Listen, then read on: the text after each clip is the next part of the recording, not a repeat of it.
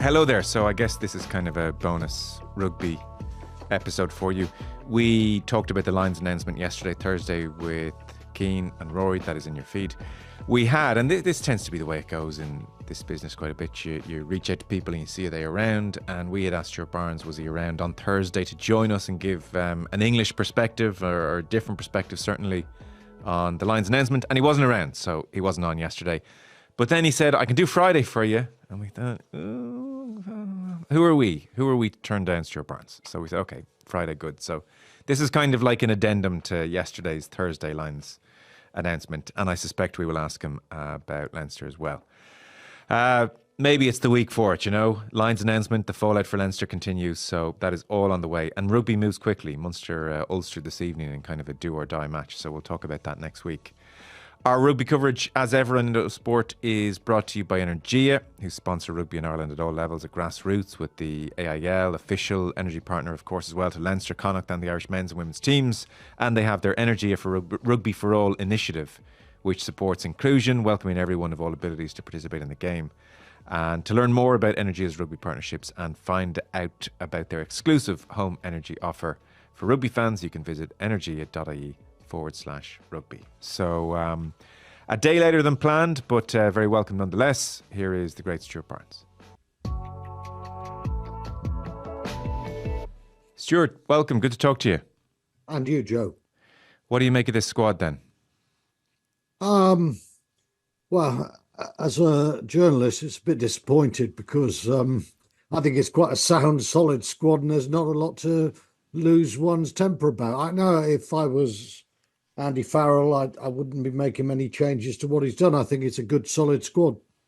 Yeah, I know. It's unusual. I thought we'd have like something to get our teeth into, but it just seems like he's picked something which most people are like, yeah, okay, that's, give or take. Which maybe that goes into your thinking as well. There's a political element to this whole thing. No, I don't think there is. I think if there was a political element, he'd have found one or two more Welsh players. I think, though England finished it well, you'd say Ireland over the last few years and at the moment are probably just about the strongest. And I think the reflection is about right. Scotland's interesting. Their number 8 is quite high considering their results, but they're capable of some very good rugby. And I always say to people, if you put that Scottish backline behind a French, or Irish or an English pack, the results might look a little bit more favourable. Yeah. Scots had 8 last time out as well, with Gregor Townsend part of the coaching ticket. Before that, it was like a succession of 2, 3, 2, 3, 3. The Welsh really, as you said, are the big losers. They've gone from, like a high of 15 in 2013 and then 12 and then 10, now down to 2. But they don't really have much grounds for argument, I would think. No, I mean, the Lions is huge in Wales. It's part of the rugby culture. But, this is the worst Welsh team of any of our living memory. That's not questionable. And you looked at that, I thought Jack Morgan was utterly heroic as a player and a captain on the back foot. I wondered whether Thomas Williams, who's been brilliant for Gloucester, would suffer because he was behind a beaten pack. He didn't play very well. But part of selection is working out the context as well, isn't it? You can look a good player behind a great pack. You can look a bad player behind an awful pack. And I think Williams has got the rub of the green over Ben White there. And I think maybe that's fair enough. He's come back from Welsh duty. He's been anything but demoralised. He's played some lovely rugby. So I think in terms of context, in terms of ability, in most aspects, I think it would be very hard for anyone to be overtly critical of Farrell's pick. We tend to, over here, to regard Farrell as a good judge of a player. Lots of examples of it, but case in point would be when Leinster were between Luke McGrath and Gibson Park, for instance. Farrell straight away said, no, it's so clearly Gibson Park, and put him in straight away as his number 9, and Leinster almost followed suit. So he seems to have an eye for a player, is our perception. I totally agree there. And if you were looking for an example from this pick to say he's got the eye, I'd say it would be England's Marcus Smith, who, um, since he lost his starting place at 10, then his goal kicking duties, his form has deserted him completely. There's few bigger defenders of Smith than myself. But even I was thinking, the last month he's just lost all his confidence. And I think Farrell looked at the autumn internationals. He looked at the fact that in an England team that played very sluggish rugby, he was almost trying to carry them on his own. He's remembered that, and he's placed more emphasis over the positives of the autumn than the negatives, which are understandable now. And that's the mark, I think, of a bloke who understands the game and knows how to pick a good squad. On the number 10, so we have lots of Finns and lots of Smiths. Finn Russell, Finn Smith, Marcus Smith. And by the way, this isn't to do a disservice to Finn Smith, who we saw be very creative, obviously, in Dublin at the weekend, which I'll get your thoughts on in a moment. But certainly in Finn Russell and in Marcus, as you've mentioned, Farrell has gone here for two creatives. And that's slightly at odds with, I don't know, maybe I'm sort of like, I'm judging Farrell via Johnny Sexton's comments about test match animals and flash versus, I guess, Owen Farrell, George Ford type case in points, Yeah. I think Johnny, as is the case, when you hang your boots up, you might not see quite as much. And though he's within a year or so, he's become a coach. I don't think he's seen much of Finn Russell. I think a couple of things here. Finn Russell, when he plays for Scotland, plays behind a pack that struggles to dominate. I would like to have seen Johnny Sexton do any better behind the Scotland pack. I would also say the one time they played for the same team, not at the same time, Johnny Sexton made absolutely no impact in France. Finn Russell was a hero and he took them to the European Cup final. So Russell could actually turn around and say, mate, let's use this context word. You failed, I didn't. At Bath, he is idolised, not for flash tricks, not for being a smart ass, but for managing the team. And when I watch Finn Russell, people say, "Oh, you love a sort of a daring 10." It's maverick. I hate the word maverick. Maverick's an insult to a good 10. A good 10 organises. Now, Sexton was an organiser in his own way. Finn Russell is in his way. Russell has been around a long time. He's had a lot of picks in his career. He's played behind beaten packs. I watch him at Bath, where the pack are very strong, and he just strolls around and he is in complete control. And, it's a Lions tour, and Finn Smith may challenge him. But right now, Finn Russell is out on his own because I think he's got the experience to adapt to whatever changes Lions systems ask of players. Farrell will be more Irish than he will be any other country in the way they play. And Finn Russell will adapt to that quicker than Finn Smith naturally because he's got an extra decade in the driving seat. Okay, interesting. I used the word dreadful yesterday about his Russell's kicking, which in retrospect was a touch harsh. He certainly has had a dip from a high point in last year's Six Nations, 2024 Six Nations, where of 24 kicks, he only missed one. His kicking, dropped as low as kind of 35% this year's Six Nations. But I was reading your piece in the Times, and Hugo Keenan won't love this in the same way that Rob Kearney didn't love Lee Halfpenny a couple of Lions tours ago. You look at Blair Kinghorn and his kicking and you think, that's the combination perhaps Farrell has in mind. Well, that is what I've written in the Times today. And I think this French connection's interested because Jack Willis is an outstanding player. Ben White must have been very close. These are guys who play for Toulouse and Toulon who you expect to be there or thereabouts semis, finals, and they've missed the cut. Now, I honestly think Jack Willis would have been, had he been playing Six Nations rugby, had he been available, he'd have gone. Blair Kinghorn is the one who, despite the fact that he plays for Toulouse, who are expected to make the final, he's been picked. And, I've had people saying he's not that good a kicker. You'd think last year, European Cup final against Leinster, Thomas Ramos, who is regarded by most as arguably the best current goal kicker at the highest level, he wasn't starting because Kinghorn was such a dependable kicker that he was the bloke at Tottenham Hotspur Football Stadium who had that duty, and he had it for Toulouse most of the season. And I just think that uh, one of the strengths of Russell, he's determined to take control, and you want that from a fly half. But sometimes you can actually want to do too much, and I think Russell is that character. And if you think back to the England game, if they'd have just, I don't know, after a couple of kicks said, look, you're not striking it because he didn't strike them well. You'd said, put Blair Kinghorn in that situation. You've got a safety net. Scotland didn't have it. The Lions would have it. But if you take Kinghorn out of the equation, then, there is a risk with Finn Russell, I think, as a goal kicker. But having said that, you know, Finn Smith misses kicks as well. He's missed quite a lot of fairly straightforward kicks. But the narrative in England is very much Finn Smith is now on the drive. He's on the way forward. So we don't talk about that. And we don't talk about the fact that Marcus Smith actually is a bloody good goal kicker now.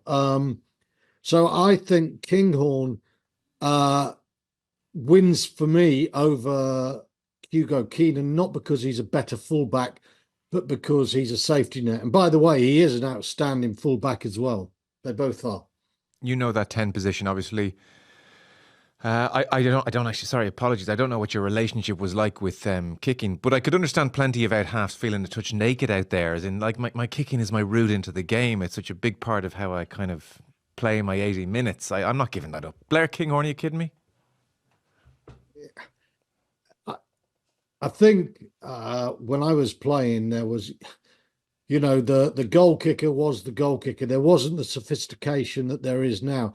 And I can tell you, I'd like to think that I wasn't a bad goal kicker. I wasn't great, but it would have been a very nice thing to have someone as your backup if you were kicking badly. And I think when you're young, you just say, leave it to me. I want to do it. I think Finn Smith, for example, wouldn't like the idea of Blair Kinghorn.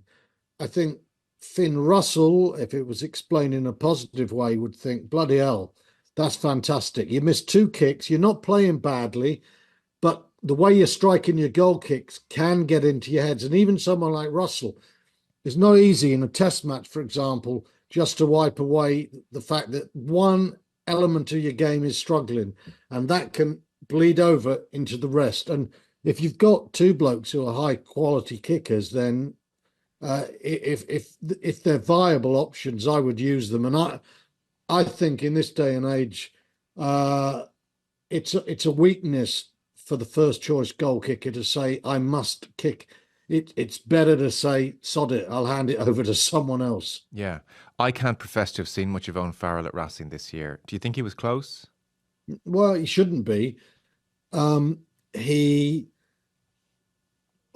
When Saracens were kicked out of the Premiership and played in the Championship, nobody's saying that. There's an amazing, in our profession, there seems a tidal surge of support for Farrell. It forgets that when he played in the Championship and Eddie Jones picked him for England, he had a horrendous time because he was rusty and slow, as you'd expect.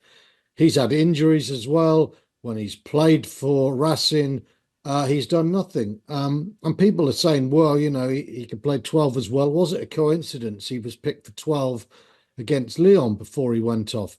It wasn't. Dan Lancaster, Stuart's son, has been first choice over Owen Farrell. Farrell's form has been awful. It's been hopeless. And there's a reliance on the fact that he does have a distinguished Lions history. But I would say, if you look back to 2005, Clive Woodward based his Lions around England's World Cup winners. Yeah. Will Greenwood 2 years ago had been outstanding. 2 years on, World Cup winners medal, he wasn't the same player. Same with a lot of the English players. You look to 2013, Brian O'Driscoll, after 2 tests when it was 1-1, everyone expected him to be made captain when there was an injury to Warburton. But instead he was dropped. He was dropped because he was past his best, and the Lions should have gone with Jonathan Davis and Jamie Roberts immediately. That was a case when experience failed you. And in 2021, way before that selection, I could see that Alan Wynne-Jones was past his best, and a lot of people could. Gatland took him there, and it was a major mistake in the Lions selection. So over the last 4 or 5 Lions tours, I would say that just having the experience proved nothing, and in times, in fact, it became a burden, and it was a validation that was wrong for many reasons. I haven't really talked to you in quite a while. Are you a Prendergast fan? Yes, I'm a big Prendergast fan. I think he's got genius in his hands. He has vision. He's got time on the ball. But he was one of those players, if you said you were a selector, I'd have just seen the last couple of his games and thought maybe he's not quite ready. You can be a major fan of someone and think it's come early. And you got to remember, he broke into the Ireland team fairly quickly, fairly recently.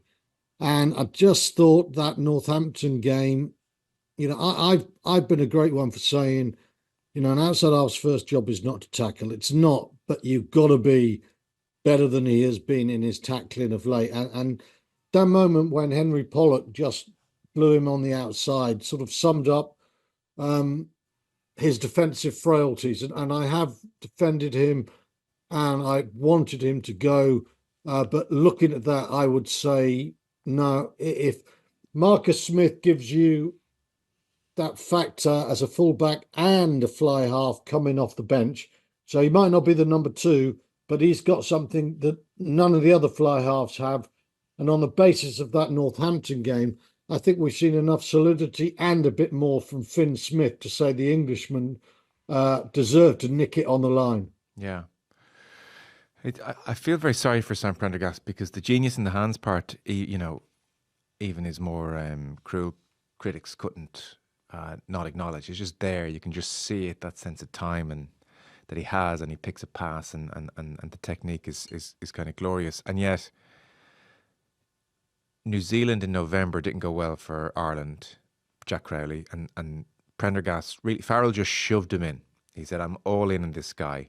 And regardless of how he played in subsequent games, even in the media over here, they would be asked, how live is the battle between Crowley and Prendergast? And the public thinks it's very alive, but generally the coaching staff said, no, this is about getting games into Sam. In effect, what they're saying is he's the one, he's the chosen one. We're giving him as much game time until 2027, come hell or high water. And I understood that inclination, but I'm starting to wonder if, the scrutiny that has come with that is almost affecting him, and it's too much for him at this stage. And then the tackling, he's got a high centre of gravity, like sorting his feet out seems to be tricky for him. And then a bit like the old men sitting around the table in Moneyball, where Brad Pitt is despairing at their kind of received wisdoms on different things. I've heard certain former players talking about him on the record, off the record, and they're kind of saying things like, does he love contact? You have to love it. And some players, if you don't love it, you never grow to love it. So these are like some of the concerns over Prendergast at the moment. I think a huge amount going on for a 21-year-old. Yeah, there's no doubt at all. And I think your summary there, it would explain why Andy Farrell has thought, right, we've got to put him away. He's not going on this Lions tour. That is not to say in the future he won't overcome them. A fly half mustn't shirk challenges. You don't have to love them. Not every fly half has to be Johnny Wilkinson. Sometimes hard tackling fly halves actually forget that their primary role is to run the ship.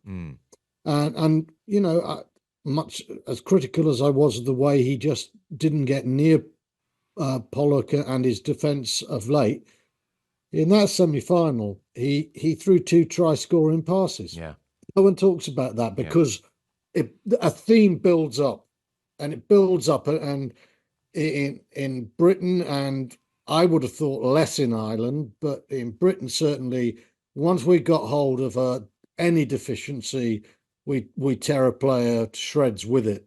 And I, you know, I acknowledge and recognise a deficiency at the moment, and I think so does Andy Farrell. By the way, I'm a big fan of Crowley too.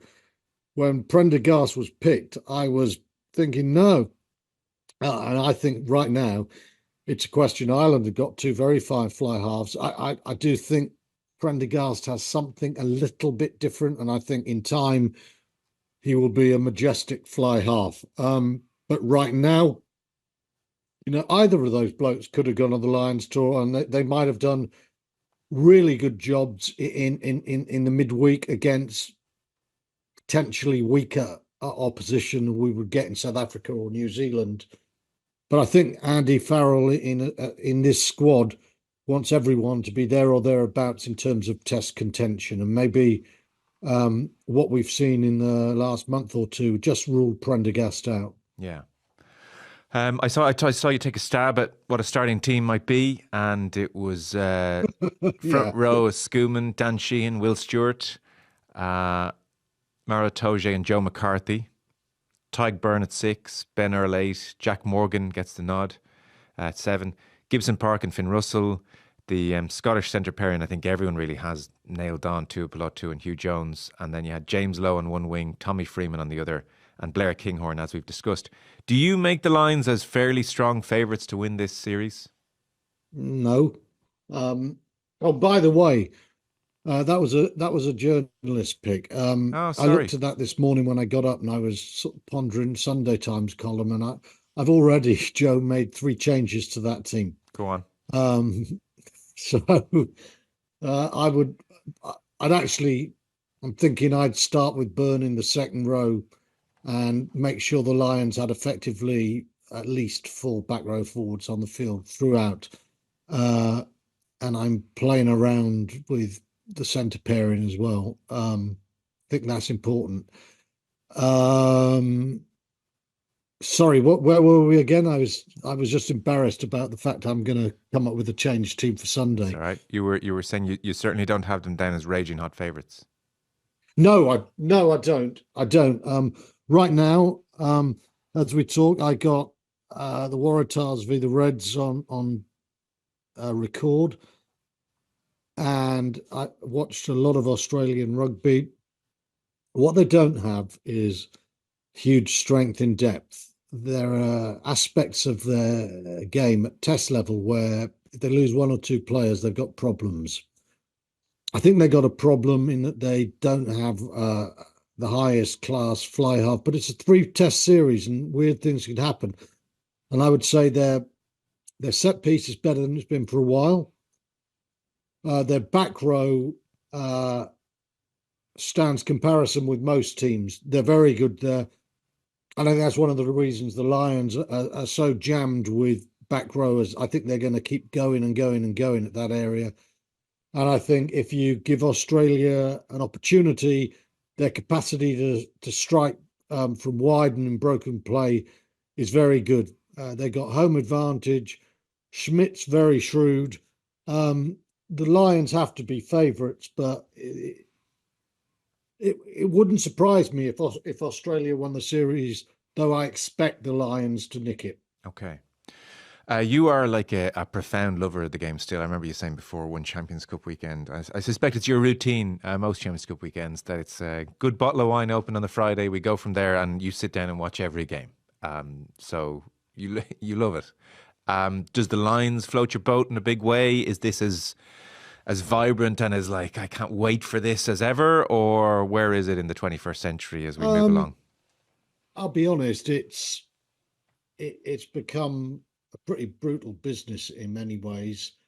It's a fabulous experience for those supporters who are going. And the fact that it's once every 4 years gives it a cachet of originality.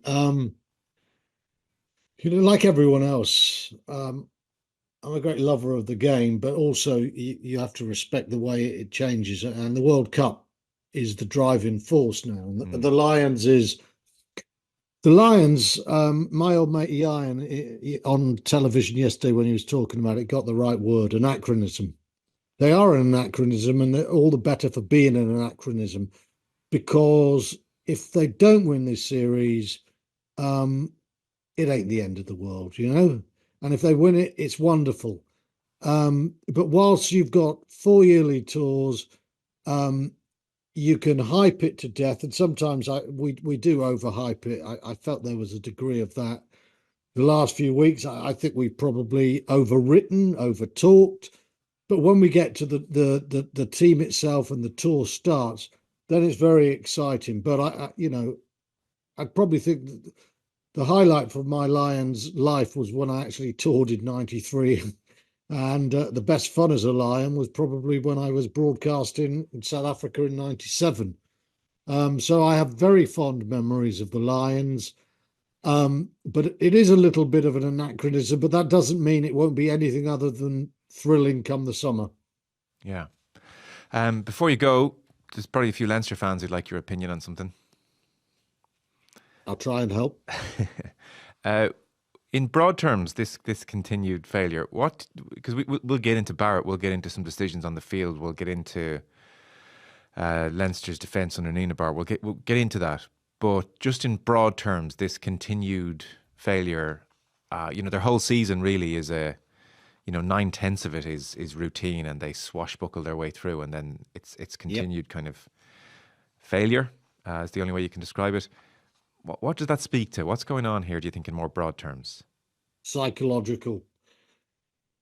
I think for a year or so, I've been wondering whether the fact that Leinster just are unstoppable, and again, until the final stages, but in the URC, whatever team they field, they seem to just keep winning. I know they lost to Scarlets the other week, but what is it, 14 out of 16? And that's sort of regular that they just waltz to the playoff stages.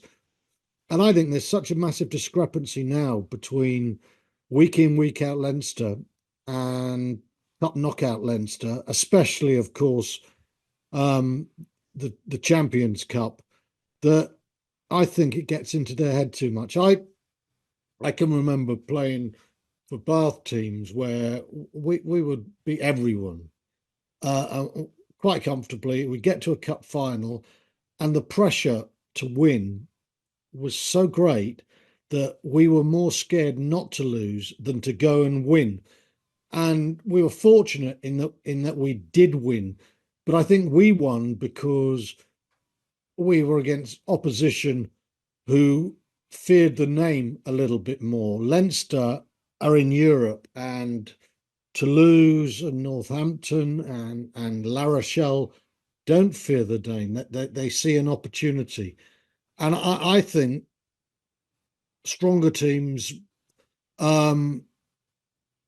Leinster playing week in, week out as if it matters, not quite as much as the big European games, of course, but the gap between regular and the irregular is so great.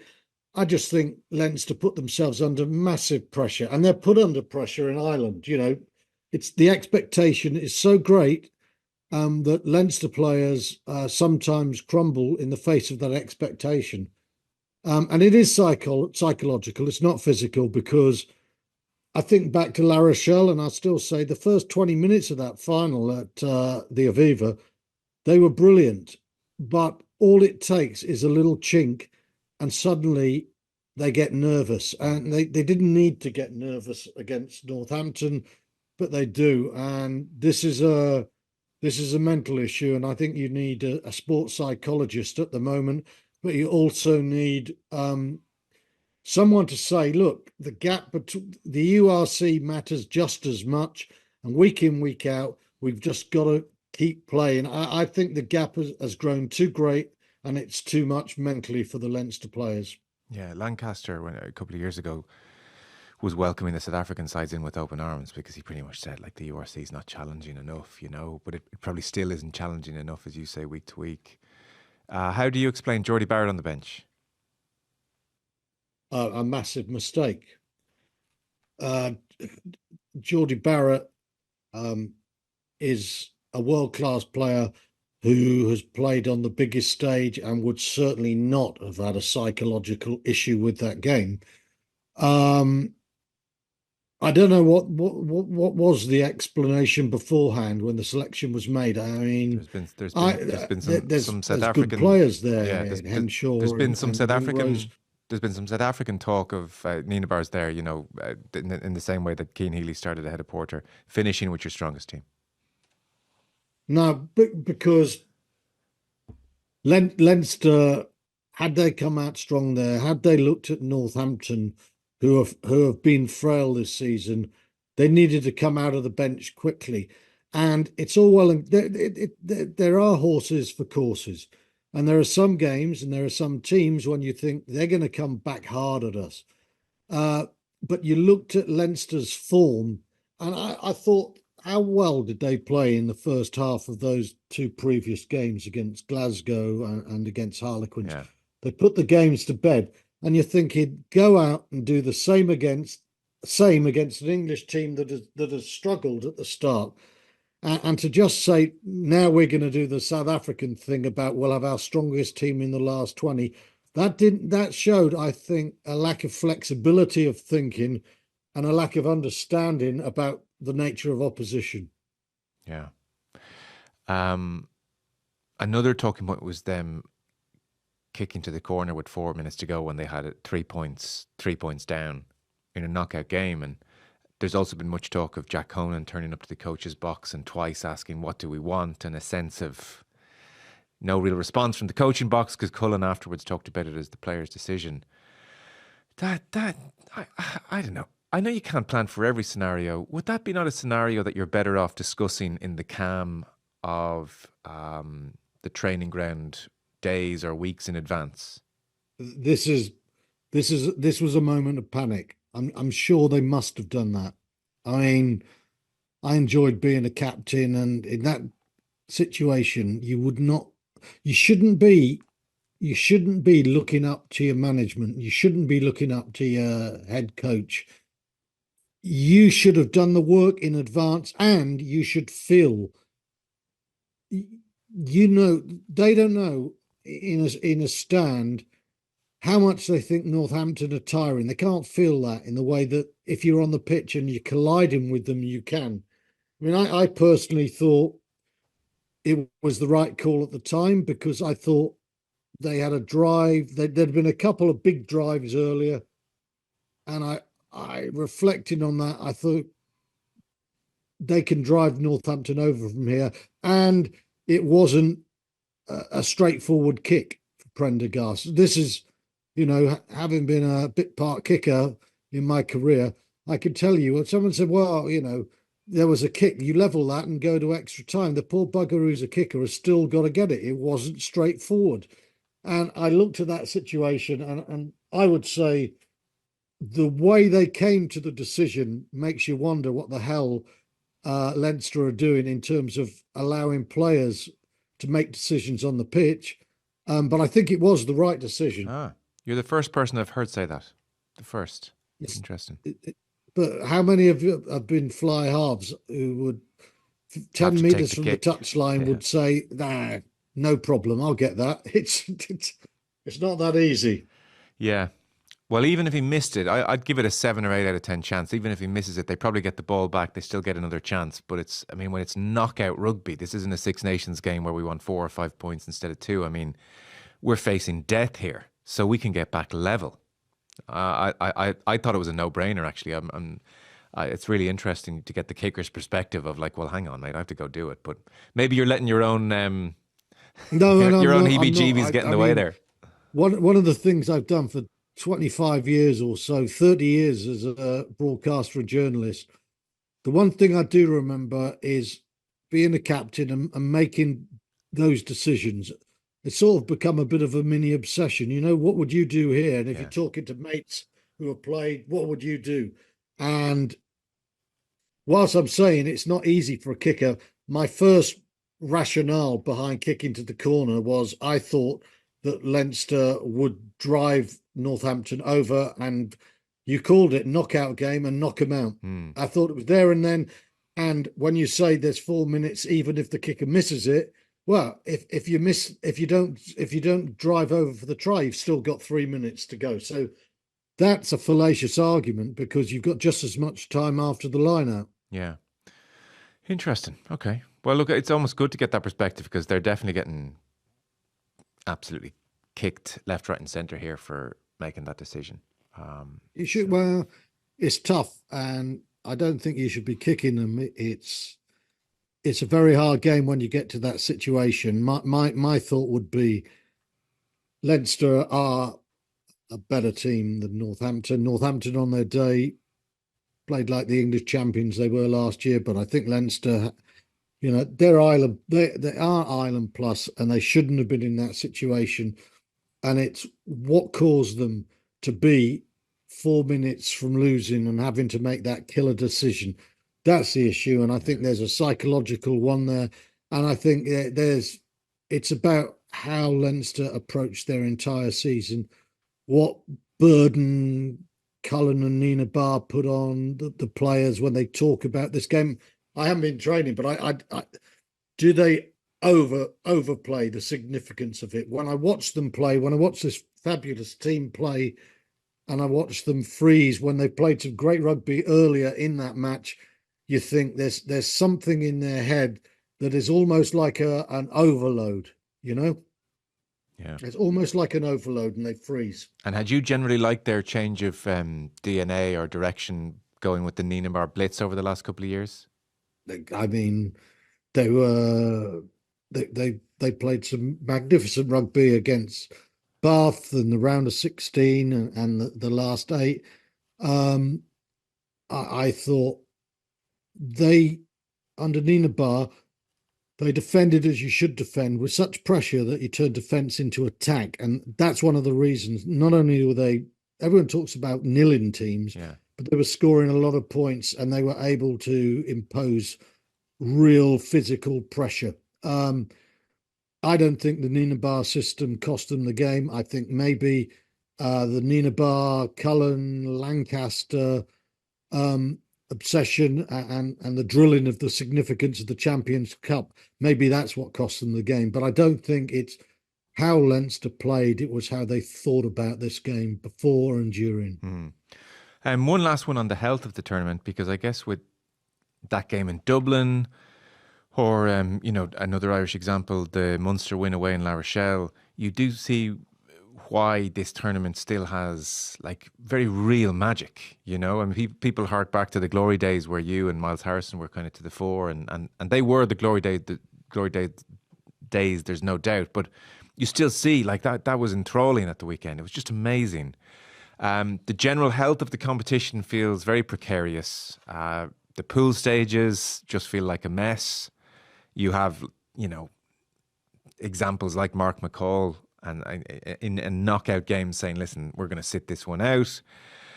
Are you optimistic about the Champions Cup over the next decade or so? No, I'm not. I'm not because it needs a major change. Even though Northampton in the final, the English clubs have got very cold feet about it at the moment, and they've got cold feet because in their heads they're playing against either test teams or gigantic budgeted French teams, and that's not necessarily always the case. But the organisers have made a real structural mistake. You're right there. There are too many teams in it. They've got to get that down. There are a lot of problems. The round of 16, just 8 games doesn't work. But you got to the semi-final weekend, and the Toulouse versus Bordeaux was a cracker as well. They weren't bad in the lesser tournament, the Challenge Cup either.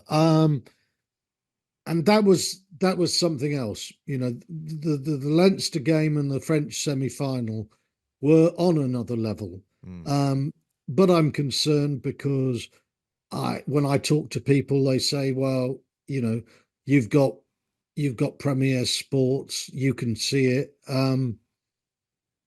a lot of people seem to have just given up on seeing it. Certainly, again, that's an English issue because URC, Premier Sports, have that, don't they? Yeah. So that's part of the package. But in England now, for Premier Sports, I mean, I have it because I can watch French, Japanese, URC, and European. But that's what I do for a living. There's a lot of people who just say we only want the European Cup. So why are we doing that? So there is this when the Six Nations there's always this talk about never don't let the Six Nations go behind the paywall.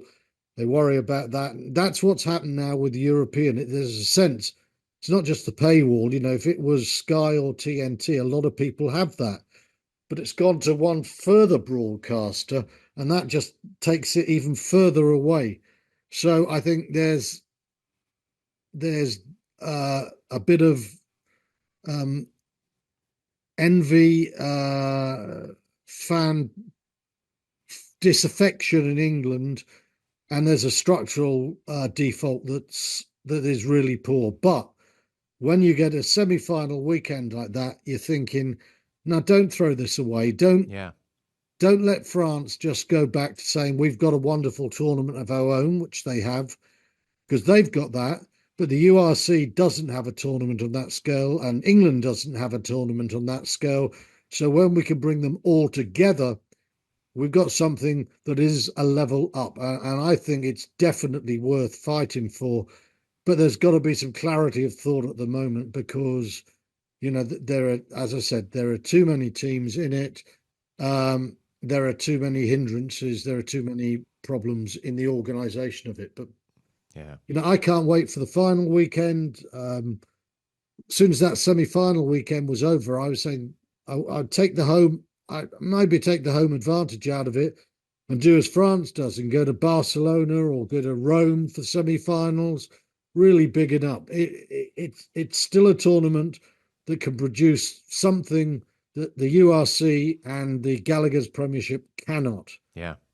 On the TV point, there's some sort of deal here whereby one match per round is free on terrestrial television over here. So Leinster Northampton was Okay. on RTE2 and I presume had a gargantuan audience. There was a time a couple of years ago where they had one game free per round on Channel 4, but I think that's gone now in the UK. So To be honest, it might be the case here. Yeah. I just, you know, because Premier Sports are the rights holders, I don't even think about anything Flicking else. around, you go there. Yeah. I just look at that, and overall, they've done a good job. But I know that, you know, when Sky got rights to the English professional game, when it first became professional at club level, there was a lot of whinging, even though there hadn't even been any live stuff before. But people like to whinge, and when Sky got the European Cup from BBC, there was a great deal of whinging, even though Sky were putting so many more games on, and so it goes. It happened when Sky lost out to TNT. It's happened when TNT have lost out to Premier Sports. I think you've got to give the broadcasters time and a chance. The biggest issue has to be the nature of the organisation, trying to get back to an elite tournament at pool stage with quarters, semis, and finals that just get you going like they used to. Yeah. Listen, brilliant. Thank you so much for your time. It's very much appreciated. We won't nag you for a while. Maybe sometime during the Line series. Stuart Barnes, great to have you on. Thank you, Stuart. Pleasure, Joe. Bye.